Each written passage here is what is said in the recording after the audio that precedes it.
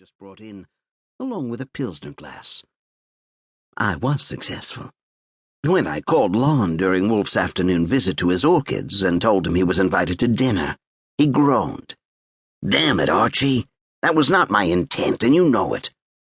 So I told Mr. Wolfe, but he insisted.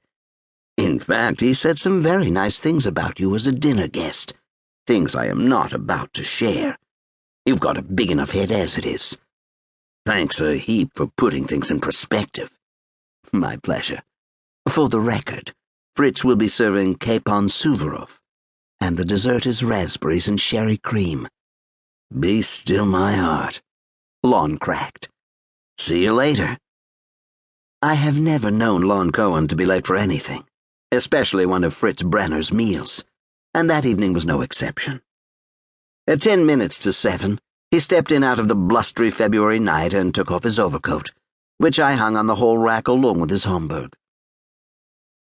A few words here about Lon. He has been employed by the Gazette for as long as Wolfe and I have known him, which is a lot of years. Early on, he was a crime reporter, and by all accounts a damned good one. Then he moved to the city desk, and for at least 2 decades now, he has occupied an office on the 20th floor, 2 doors down from the publisher. He doesn't have a title I am aware of, but he wields a lot of clout on the 5th largest newspaper in America. And he has an encyclopedic knowledge of our city's history and the characters who have shaped it.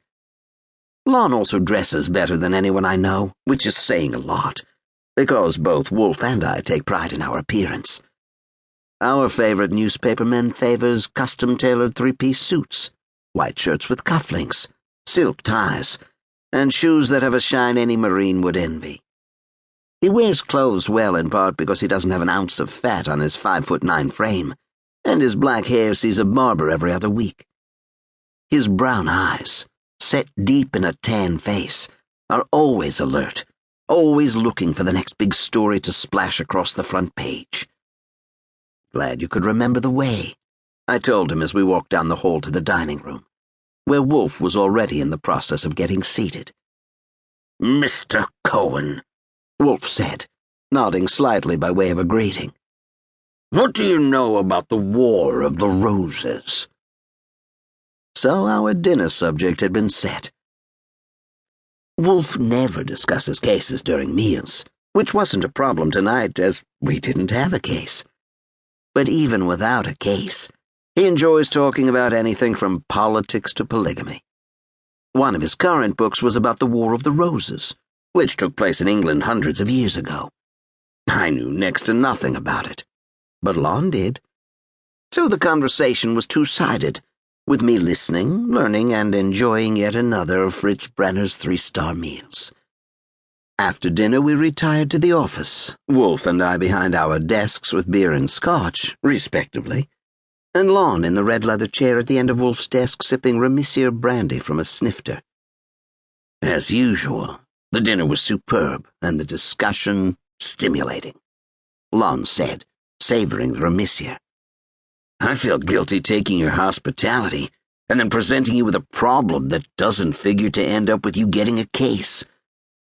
Mr. Cohen, we have helped each other on numerous occasions over the years.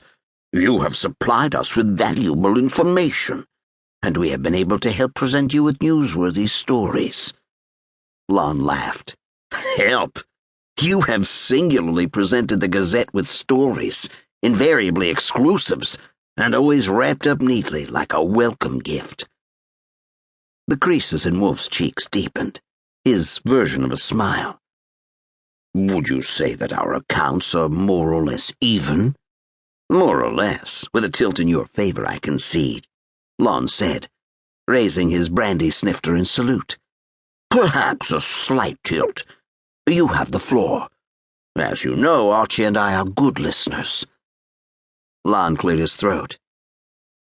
"I'm sure the name Cameron Clay is familiar to both of you." Wolfe pursed his lips. "You're vituperative, confrontational, and sometimes libelous columnist."